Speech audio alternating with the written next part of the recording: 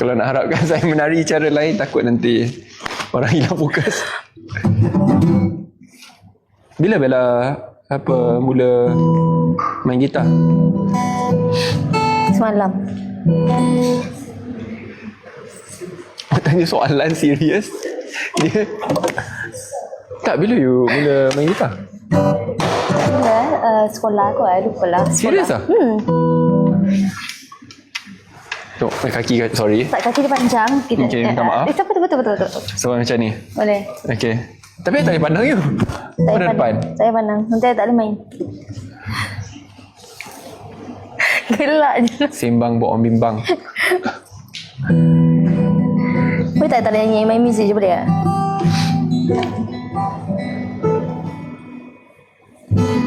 Dia takkan tanya. Sebab dia tahu jawapan saya. Semua lagu-lagu yang bukan. Tak apa.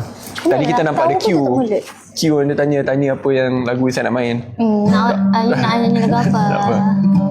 Lagu yang berada di dalam hati kamu. Jawapan selamat. So whatever song is at the top of your mind now. Tak apa, lagi bahaya kalau apa yang nyanyi. Oh, betul? Tak apa, itu kita bincang tepi. Okay. Macam tepi Okay, but you have to tell lah what song you playing. I want to know as well. Okay, lagu ni tengok diorang ketawa. Korang ketawa. Biarlah je orang ketawa. Tak, tu macam mana? At least we get to entertain them. Dapat pahala.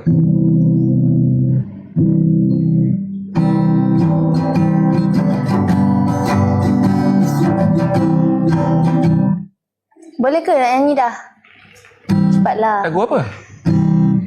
Okay, lagu ni actually Bella dah lama tak main. Yelah, Bella sibuk kebelakangan ni. Jadi minta maaf kalau ada salah kat mana-mana. And nak tengok kod macam tak sweet pula kan. Jadi kena nyanyi live. Bella nyanyi sweet lah.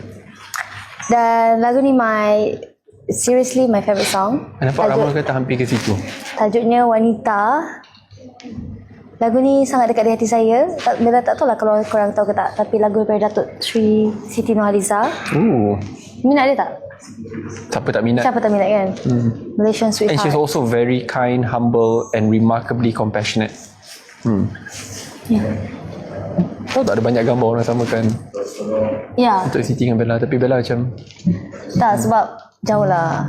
Kalau tak ada dapat Datuk L. Bukan Datuk K. Datuk L. Lepas K kan L.